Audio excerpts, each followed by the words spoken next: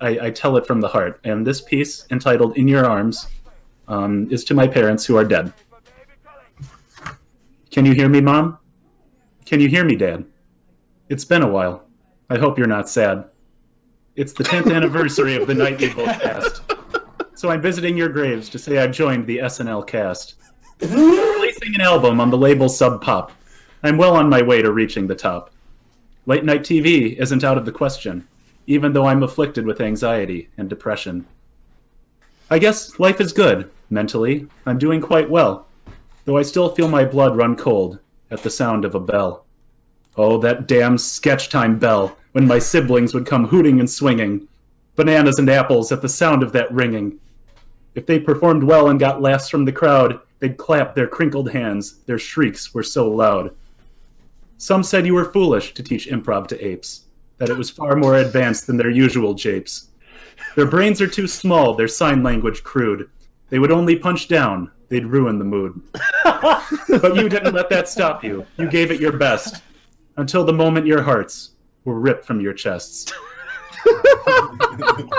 There was Mungo the chimp, and Chimp the macaque, Piero the gorilla, who led the attack, Tootie the orangutan, who I trusted most of all, and Frolic the gibbon, he was the first to fall, in a hail of bullets unleashed by the cops, but they were too late to save my mom and my pops.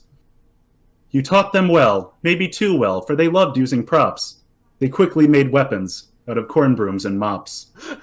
I don't know why they did it. You gave them nothing but love. That didn't stop the bonobos from raining death from above. I can still hear other things too. The timeout buzzer, the splatting of pies, the sounds of your screams as they tore out your eyes. The gnashing of teeth and cracking of bone. Why did you two have to leave me alone? Those arms that held me were the last thing they got, plucked from your torsos. Like she loves me not. The experts say apes don't know any better. They don't know right from wrong. The media says they're harmless. I hate that bastard Donkey Kong. I know how they think. I know how they act. So my beloved parents, with you as witnesses, I make this pact. I will avenge you both and bring ruin to the beasts. Only then will I be able to live in true peace.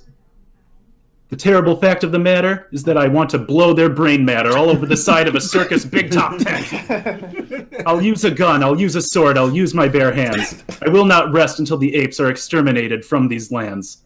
They'll fall into pits of my own design, pikes covered in shit and my own urine. I'll replace their precious bananas with TNT sticks. I'll bash their skulls in with a sack full of bricks. I'll nail them to crosses. I'll have them drawn and quartered. I'll destroy their stupid nests with RPGs and mortars. I'll wipe them from history and eliminate their curse. I'll send them off cliffs in the back of a hearse. I've planned my revenge. I've stayed safe from harm by keeping my arms in my shirt where they're nearby and warm. With my arms tucked inside, I can hug myself too. Sometimes I'm bullied for it, but they don't have a clue. They won't take my arms, not like they did yours. They may have won the battle, but I'll win the war. Maybe now with my Netflix deal, I can come out of my shell. I can finally escape this ape-imposed hell. I'm bearing my soul as I'm bearing my arms. I'll never again fall for Coco's sign language and charms. I'm no longer afraid. I can admit who I am. I like to beat fucking monkey and kill them.